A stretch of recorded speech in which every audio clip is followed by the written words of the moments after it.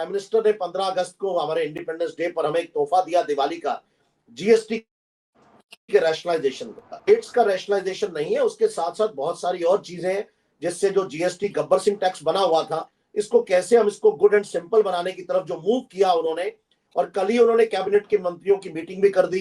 तो उसके बाद मुझे ऐसा लगता है कि बिल्कुल जो जो दुनिया की जो हम लीड जिनसे लेकर के बाजार चलते हैं, वो एक अच्छे सिग्नल दे रहे हैं। और जब अच्छे सिग्नल दे रहे हैं तो हमेशा आप देखिए रुपी इमीडिएटली रिएक्ट करता है।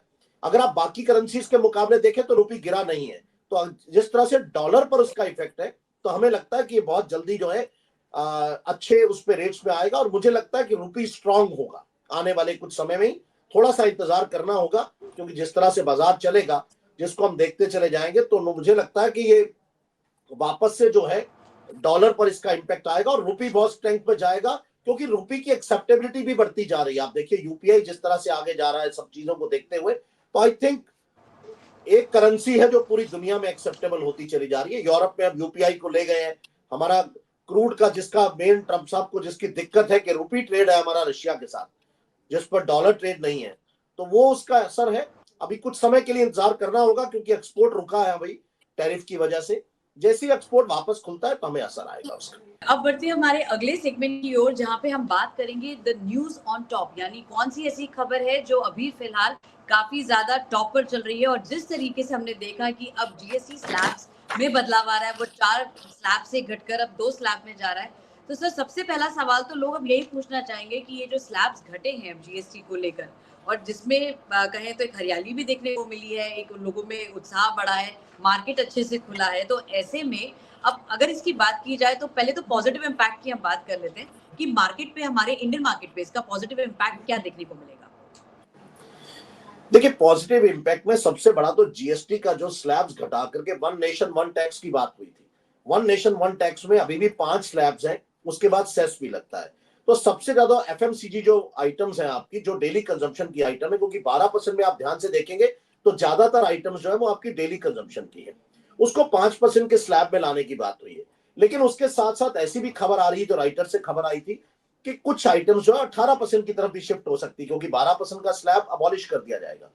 तो अगर कुछ आइटम्स 18 की तरफ जाती है तो महंगाई की तरफ जाएंगी, और जो कुछ कम की तरफ जाती है तो ऐसा ईज ऑफ डूइंग है। आपकी जो जीने का जो आपकी जो आइटम्स है, जो सुबह मैंने कल भी एक कार्यक्रम में कहा था कि जो ब्रश से लेकर के जो हमारी डेली यूज की आइटम्स है वो सस्ती हो जाएंगी, जिससे हमारे पास जो है पैसा ज्यादा बचेगा। ज्यादा बचेगा तो हमारी कंजम्पशन हम बढ़ाते हैं, हम ज्यादा खरीदते हैं। हमारी आदत है जब सस्ती को चीज मिलती है तो हम 2 खरीदने की तैयारी कर लेते हैं। तो जब ज्यादा खरीदेंगे तो सरकार को टैक्स मिलता है, क्योंकि जीएसटी का कैस्केडिंग इफेक्ट है। तो अगर हम पॉजिटिव की बात करें तो ये बहुत सारी चीजें पॉजिटिव में है। जीएसटी है, आपका यूक्रेन की डील अचानक से पीस एग्रीमेंट की तरफ चले जाना, जिस तरह से कुछ आईपीओज नए आ रहे हैं अभी, वो भी सब एक पॉजिटिव सिग्नल्स देते हैं कि वो तभी आते हैं जब मार्केट को स्टडी करके आए होते हैं। तो जहां आप इसको सारे को देखते हो, डोमेस्टिक रिफॉर्म्स भी हैं और ग्लोबल क्यूज भी आ रही है हमारे पास। तो दोनों को अगर आप देखते हैं तो ये हमारे फायदे का सौदा ज्यादा है। अभी आप अगला सवाल मुझे मालूम है आप पूछेंगे कि क्या महंगा होने जा रहा है, उसका मार्केट पर क्या इफेक्ट होने वाला है। तो जहां तक महंगे की बात करें तो जी जी, ऑटोमोबाइल की अगर हम बात करें तो ऑटोमोबाइल आपका उस तरफ जाएगा।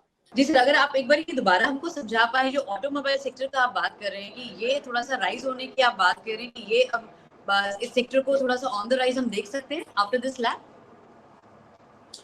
जी, जिस तरह से देखिए छोटी गाड़ियां जिस तरह से सस्ती होने की बात हुई है कि उनका रेट 28% से घटा करके 18% में कर दिया जाए, ऐसी एक कल न्यूज थी। तो जब उस न्यूज को हम देखते हैं तो जब छोटी गाड़ियां सस्ती होती हैं तो ज्यादा लोग गाड़ी को खरीदते हैं। उनके पास ईएमआई के लिए पैसा जो है, क्योंकि वो कंजम्पशन आइटम्स उनकी सस्ती होती है, तो उनका होम लिविंग एक्सपेंस जो है कम हो जाता है, जिससे उनके पास पैसा बचता है। तो उनके पास ईएमआई पे करने के लिए भी पैसा आ जाता है, इंस्टॉलमेंट पे करने के लिए। तो उससे ऑटोमोबाइल का कंजम्पशन बढ़ता है। जो मैंने महंगी होने की बात की, जो गाड़ियां महंगी होने की, वो शायद लग्जरी आइटम्स की मैं बात कर रहा हूं। लेकिन जो हमारी जो एक आम सेगमेंट जो है, जिसके अंदर मेजर हमारी पॉपुलेशन जिसके अंदर रहती है, वो आइटम सस्ती होती हैं, उसपे गाड़ियां सस्ती होती है। सस्ती होती हैं तो सेल ज्यादा बढ़ती है। सेल ज्यादा बढ़ती है तो सरकार को तो रेवेन्यू जो मिलता ही है। उसके साथ साथ ऑटोमोबाइल सेक्टर के जो स्टॉक्स है उनकी प्रॉफिटेबिलिटी है, उनके क्योंकि टर्नओवर मैच होते हैं तो बढ़ते हैं। प्लस उसके साथ साथ जिस तरह से एक्सपोर्ट के लिए भी एक अलग बाजार ढूंढा जा रहा है। अमेरिका के टैरिफ लगाने के बाद जिस तरह से हम लोगों ने दूसरी मार्केट्स को देखना शुरू किया, यूरोपियन मार्केट्स को, उसको, तो कहीं हम अगर उधर जा पाते हैं तो हमारा ऑटोमोबाइल का एक्सपोर्ट और बढ़ाया जा सकता है। अभी हम बहुत बढ़ा चुके हैं। इस वक्त हम मार्केट में शायद 5वें या 6ठे नंबर पर दुनिया में ऑटोमोबाइल एक्सपोर्ट में आते हैं। तो we are making more sales. ठीक है सर, हम अब बढ़ते हैं हमारे लास्ट सेगमेंट की ओर, जो है बाजार प्रिडिक्शन। अब बात करें, अब अगर 20 अगस्त की, तो ऐसे में आपको क्या लगता है कि जो बाजार की प्रिडिक्शन है 20 अगस्त के लिए, वो क्या कह रही है? लोगों को कहाँ इन्वेस्ट करना चाहिए? कौन से रेड फ्लैग या कौन से ग्रीन फ्लैग हैं जो लोगों के सामने आ सकते हैं? देखिए, रेड फ्लैग्स तो अभी मुझे कोई ऐसे दिखाई नहीं देते, कोई ऐसे हालात नहीं दिखा दे रहे। अभी तो सब कुछ पॉजिटिविटी दिखाई देती है। अगर आज 25,000 रुपए, अब 25,000 पॉइंट्स का निफ्टी ब्रेक कर देता है तो ये 25,250 के लिए आगे बढ़ेगा, और नीचे आता है तो 24,700 पे इसका सपोर्ट मुझे दिखाई देता है, जो मैं चार्ट अपना देख पाता हूं। अब उसके अंदर आप देखते हैं बहुत सारे फैक्टर्स हैं जो इसके अंदर चल रहे हैं। अभी हमने पहले भी बात की, जीएसटी रिफॉर्म्स, पीस डील्स जो यूक्रेन की, आपका ट्रंप की मीटिंग, यूरोपियन कंट्रीज की मीटिंग, फेड चेयर की जो स्टेटमेंट है जिसके अंदर उन्होंने रेट कट की बात की। तो इन सबको देखते हुए मुझे पॉजिटिविटी ज्यादा दिखाई देती है। अगर आप 20 अगस्त की बात करते हैं तो मुझे लगता है बाजार अभी पॉजिटिव मोड में रहेगा। अभी कम से कम कुछ सेशंस तक मुझे ऐसा नहीं लगता कि इसमें कोई नेगेटिव आएगा। ठीक है, एक बाजार है, ऊपर नीचे होता है, वो होगा, वो नॉर्मल है। वो नहीं होगा तो फ्लैट लाइन तो किसी को जिंदगी में पसंद नहीं है।